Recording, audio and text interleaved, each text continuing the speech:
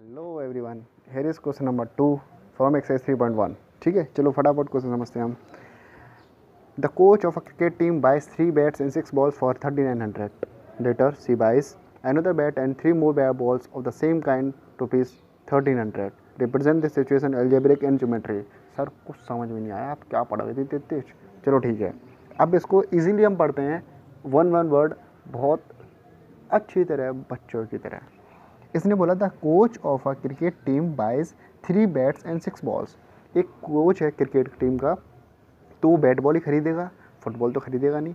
तो the coach of a cricket team buys 3 bats, उसने 3 bat लिए और 6 बॉल ली। तो कितने टोटल रुपये उसने कितने पे करे? 3900 रुपीज़ पे करे दुकान वाले को। लेटर बाद में सी बाइज, वो जो थी महिला जी, उन्होंने क्या करा, एक बैट अनदर बैट, एक और बैट लिया और 3 बॉल और ली। उनको बाद में याद आया कि मुझे एक बैट और लेना है, 3 बॉल और लेनी है मेरे को।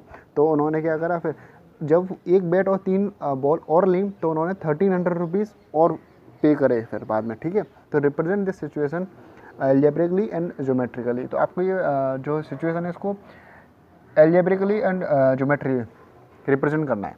ठीक है, तो देखो यहाँ पर उसने बोला कि 3 बैट्स और 6 बॉल का उसने कितने पे करे? 3900 रुपीज़।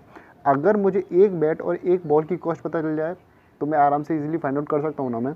ठीक है, तो देखो सबसे पहले क्या लेट करूँगा, सॉल्यूशन करूँगा यहाँ पर।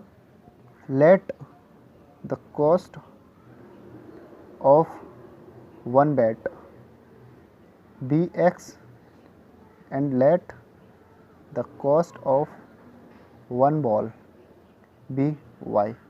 ठीक है, तो x की जो वैल्यू, जो x जो है वो किसकी कॉस्ट है? एक बैट की कॉस्ट है। और y जो है वो कितने बैट की बॉल की कॉस्ट है? 1 बॉल की कॉस्ट है। ठीक है, तो देखो अब एल्जेब्रिक रिप्रेजेंटेशन करते हैं इसका। एल्जेब्रिक रिप्रेजेंटेशन,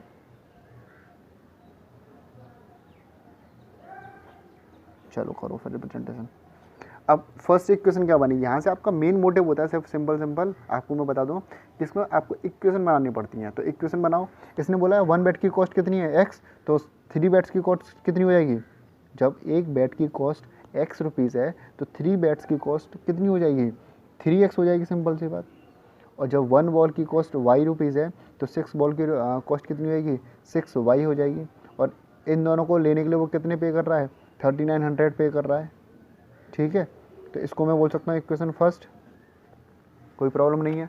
ठीक है, इसके बाद आता है नेक्स्ट। अब उसने बोला नेक्स्ट टाइम कि वो एक अनदर बैट और लेता है, तो अनदर बैट और ले रहा है, एक लेना ना, सी बाइज अनदर बैट, एक बैट की बात हो रही है यहाँ पर। तो ये हमारा एक्स और प्लस, अब बॉल कितनी है यहाँ पर? 3 बॉल्स हैं, तो 3y इज इक्वल टू, यहाँ पर वो कितने पे कर रहा है? 1300 पे कर रहा है।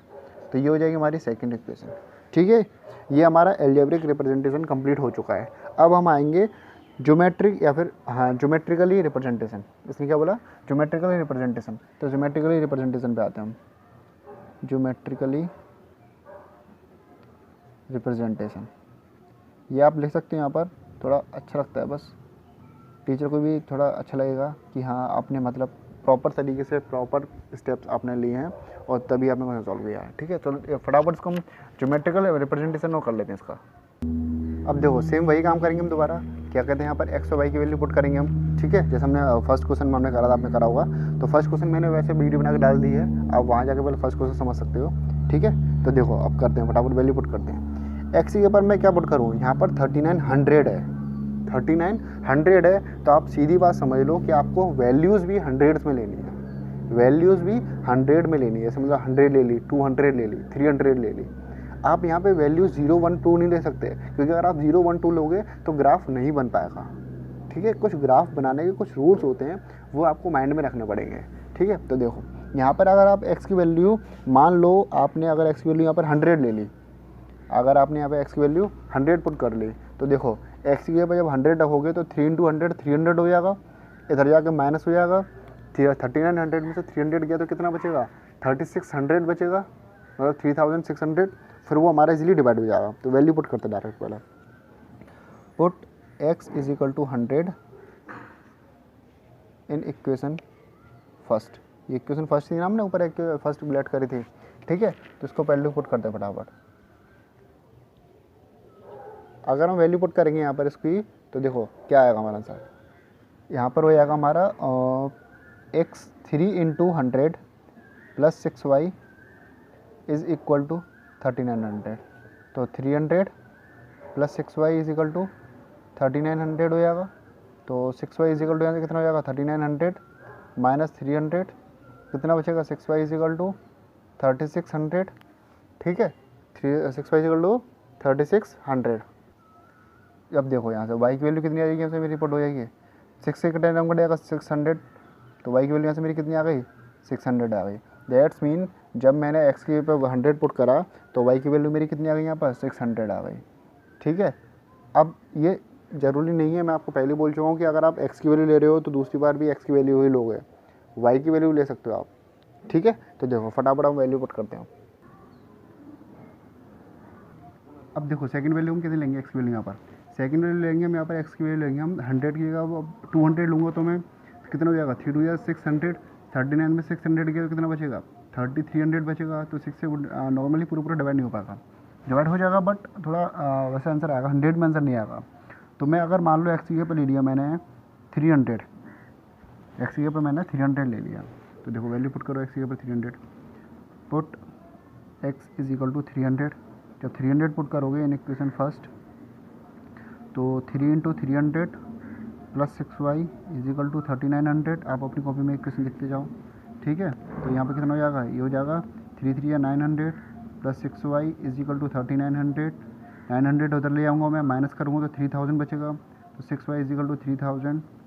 तो यहाँ से y की वैल्यू कितनी निकल जाएगी मेरी 500 आ जाएगी, सिंपल डायरेक्ट। ठीक है, तो y की वैल्यू यहाँ पर कितनी आ गई हमारी 500 आ गई।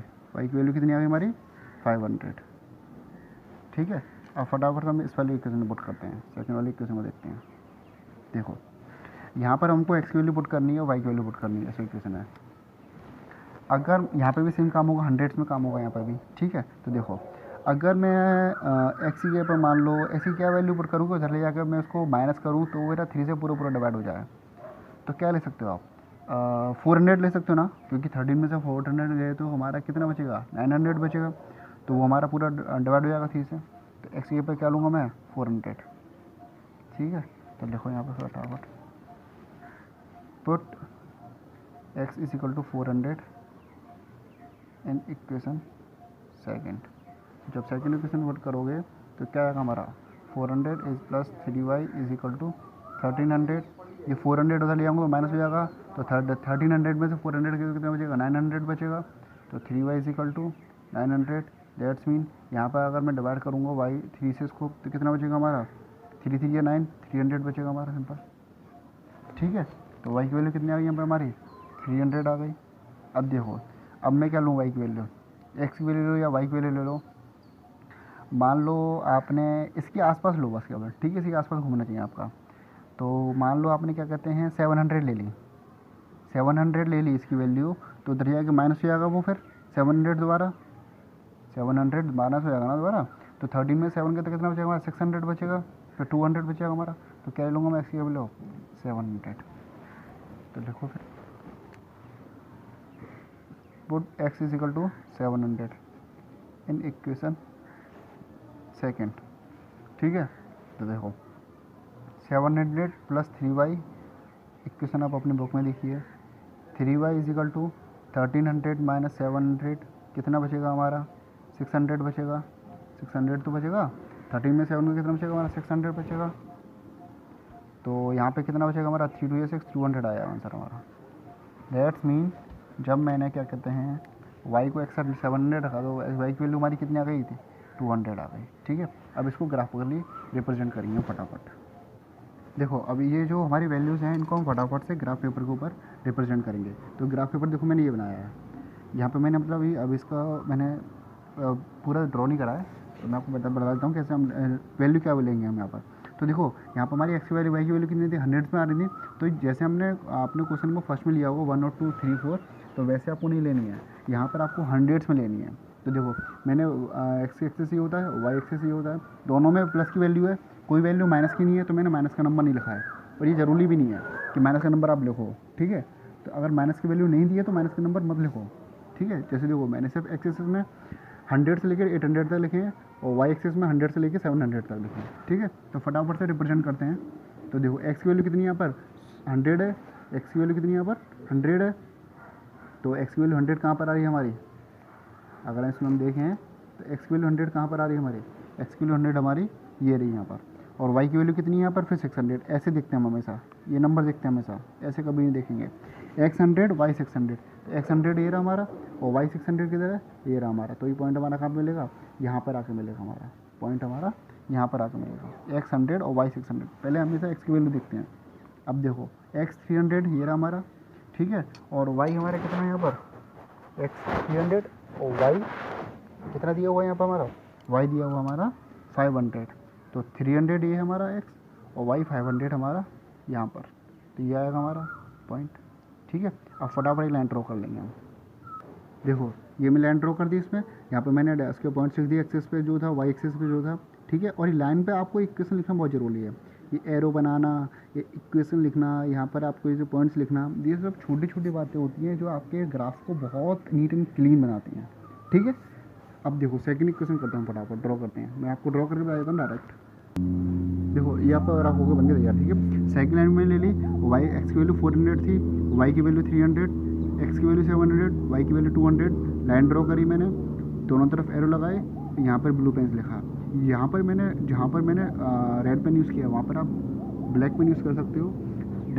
ग्राफ आपका जितना नीट एंड क्लीन होगा उतना बेटर है आपके लिए, ठीक है। आई होप आपको समझ में आया होगा। If you like this video then please subscribe the channel and also hit the bell icon, ठीक है। अगर आपको फिर भी कोई प्रॉब्लम होती है तो कमेंट सेक्शन में कमेंट कर सकते हो, otherwise in the description box मेरा व्हाट्सअप नंबर दिया हुआ है, वहाँ पर आप जाकर मुझसे कुछ पूछ सकते हो, ठीक है।